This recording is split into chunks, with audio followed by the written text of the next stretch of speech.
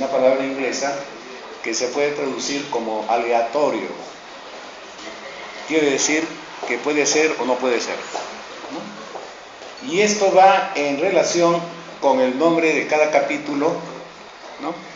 Que es el nombre de una canción y de la banda o del cantante, ¿no? Claro. Del rock, ¿no? Del rock moderno, ¿no? Y los diferentes tipos que actualmente hay en la música moderna, ¿no? Me parece a mí una innovación muy importante en lo que se refiere a la experimentación de la estructura, ¿no? Porque en la estructura tradicional es como aplicar una receta de cocina, ¿no? Se tiene que comenzar en tal forma, se tiene que desarrollar en esto, tiene que haber intensidad, tensión y el final tiene que ser de esta forma, ¿no? Y es lo que podemos encontrar en cualquier novela de esas que circulan, ¿no?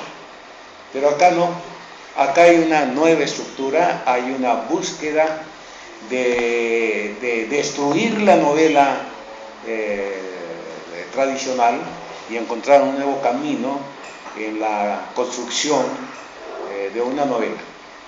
Pero esta construcción no solamente se queda en la parte estructural, sino que obedece a lo que podríamos llamar una pulsación interna. La pulsación interna está en que el escritor o el novelista no simplemente quiere tomar la historia de un personaje, de un acontecimiento, sino que la novela es un instrumento poético que le permite expresar y sentir sus pulsaciones más interiores. Voy a dar algunos ejemplos. Proust, en Busca del tiempo perdido, dice que la pulsación de las obras de Dostoyevsky es el encuentro del bien y del mal, la lucha del bien y del mal, en todas las novelas de Dostoyevsky.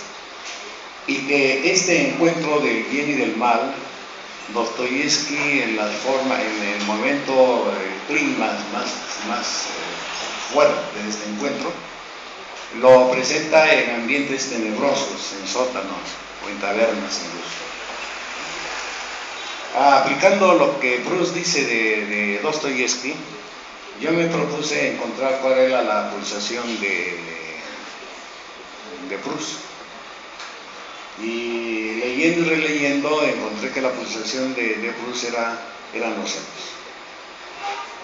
Toda la novela En Busca del tiempo perdido no es más que un juego de diferentes tipos de enfrentamiento de diferentes formas del ser.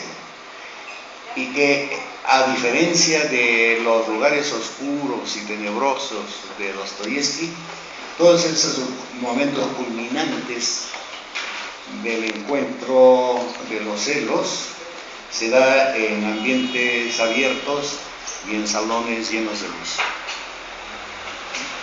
Entonces, al leer la novela, hay esa pulsación que me llenó de satisfacción porque coincide perfectamente con la pulsación que yo tengo en todas mis obras, la culpa. Entonces, en diferentes pasajes de la novela está el sentido de la culpa en diferentes formas. Es como el leitmotiv de una sinfonía que se va modulando, ¿no? En la página 91 sería la 93. 93. Vamos a ver. 93. ¿Dónde está? La siguiente. Bueno, hay una expresión de la culpa, ¿no? Ella dijo no creer en la culpa. ¿Qué? Ella dijo no creer en la culpa. Ella dijo que no cree en la culpa, pero a lo largo de toda la novela va apareciendo no como un desarrollo lineal de la culpa, sino como una pulsación que el mismo autor a lo mejor no es consciente, pero la pulsación lo lleva, ¿no?, a dar en forma como de señaladas al lector la culpa. Es la pulsación que lo lleva a esta estructura de la novela. Por otra parte, hay un aspecto que también me ha interesado. En la novela hay muchas referencias, ¿no?, a las películas, a la música actual, ¿no? Y así tiene que ser. Tiene que ser porque es una novela ambientada en el actual momento, ¿no? Entonces, algunas personas dicen que cuando una novela se ancla en una determinada época, ¿no?, pasados los años, ¿no?, esa novela pierde interés, ¿no?, porque las películas, los héroes, la música va cambiando, ¿no? Entonces se dice que una novela anclada en una situación determinada es una novela que va a tener una vida breve, porque todo ese ambiente va a desaparecer de acá a 10 o 15 años, ¿no? Eso es cierto si solamente la novela se dedica a expresar ese ambiente. Si tomamos en cuenta eso, entonces no leeríamos pues a Balzac. En Balzac no hay automóviles, no hay aviones, ¿no? No leeríamos a Dostoyevsky, no leeríamos a Proust, ¿no?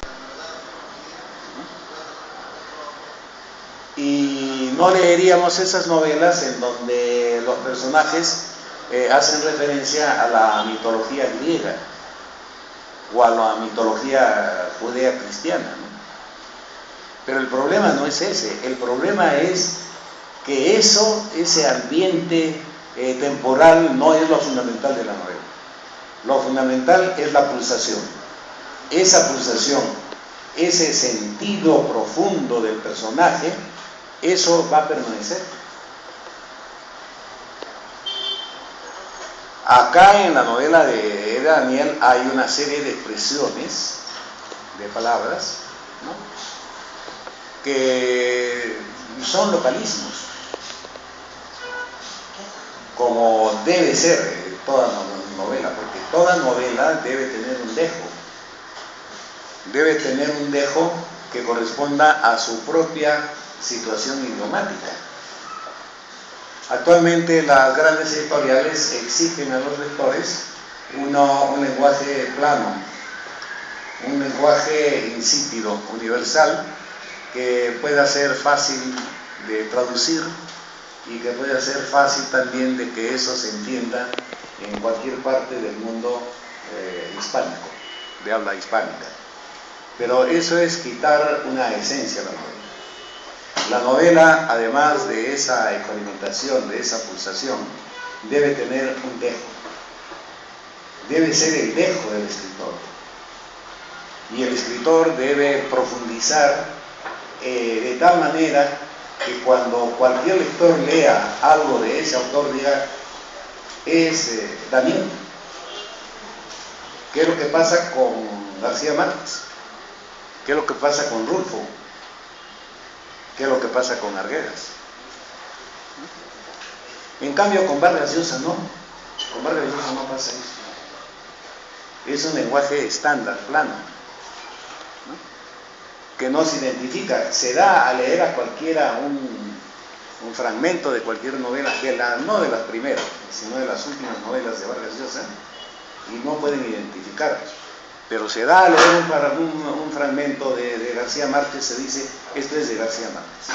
¿Por qué? Porque ha conseguido su forma, su dejo especial. Lo que en otras palabras, académicamente se puede llamar el estilo personal. Y eso también se da a través del lenguaje.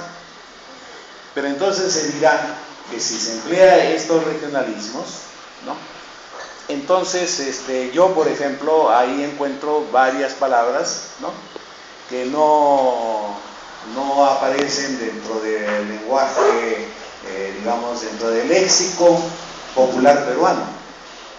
Y las palabras que él emplea pertenecen al léxico popular chileno, y más propiamente del norte de Chile. Ahí está, flight. Sí, flightes. Entonces, ¿qué sucede? Que es la pericia del escritor que al emplear estas palabras, que sabe perfectamente que en otro nivel no se van a entender, él, por el contexto, está dando el significado. Entonces, por el contexto en que emplea la palabra, la persona que está fuera de ese universo léxico, le entiende. ¿No? Le entiende, perfectamente.